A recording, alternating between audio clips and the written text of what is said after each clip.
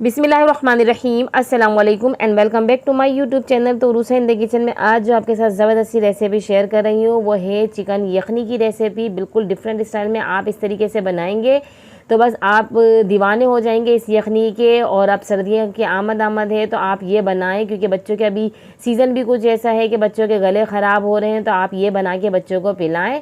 बहुत ज़बरदस्ती रेसिपी है। उसके साथ मेरे चैनल पे जुड़े रहें। चैनल पे नए हैं तो चैनल को सब्सक्राइब करना ना भूलें, साथ ही बेल आइकन का भी प्रेस करें और वीडियो एंड तक देखें, बिना स्किप किए कोई भी चीज़ मिस ना करें। वीडियो अच्छी लगे तो इसे लाइक भी करें। तो रेसिपी हम स्टार्ट करते हैं।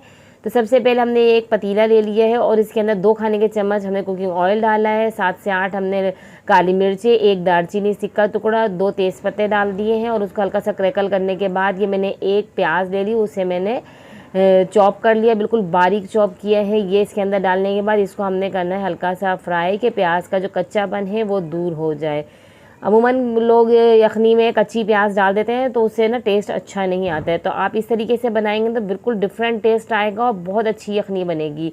तो ये 300 ग्राम मैंने चिकन ले लिए, अच्छे से मैंने इसे वॉश कर लिया था। ये इसके अंदर डालेंगे और इसके बाद इसकी हल्की सी करेंगे भुनाई। और इसके भुनाई के साथ साथ इसके अंदर हमने डालना है अदरक लहसुन का पेस्ट। तो 1 खाने का चम्मच भर के इसके अंदर हम डाल देंगे अदरक लहसुन का पेस्ट और फिर से इसकी करेंगे भुनाई, ताकि ये चिकन की जो स्मेल है वो भी दूर हो जाए, अदरक लहसुन का भी कच्चापन दूर हो जाए और अच्छे से ये भुन जाए। जब तक इसका पानी भी ड्राई हो जाएगा और ये अच्छे से भुन जाएगी तो फिर इसके अंदर कोई स्मेल नहीं रहती है। फिर इसके बाद हमने इसके अंदर डालना है पानी, तकरीबन 3 से 4 गिलास भर के पानी हम इसके अंदर डाल देंगे, क्योंकि यखनी को हमने पकाना है बहुत ज़्यादा।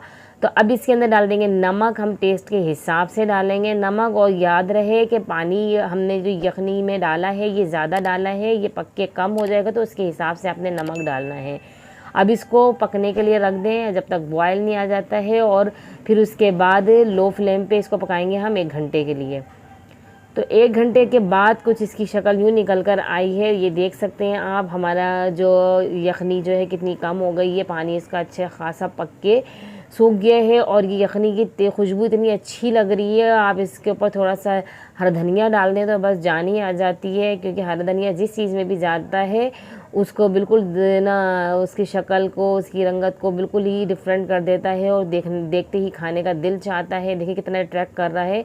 तो आप इस तरीके से बनाएं, यखनी को बहुत ज़्यादा शौक़ से पी जाएगी, बच्चे बहुत ज़्यादा शौक़ से पियेंगे, क्योंकि अक्सर बच्चे जो है ना चिढ़ते हैं, नहीं पीते हैं। तो आप इस तरीके से बनाएं और मेरे चैनल के साथ जुड़े रहें और मुझे नेक्स्ट वीडियो तक दीजिए इजाज़त।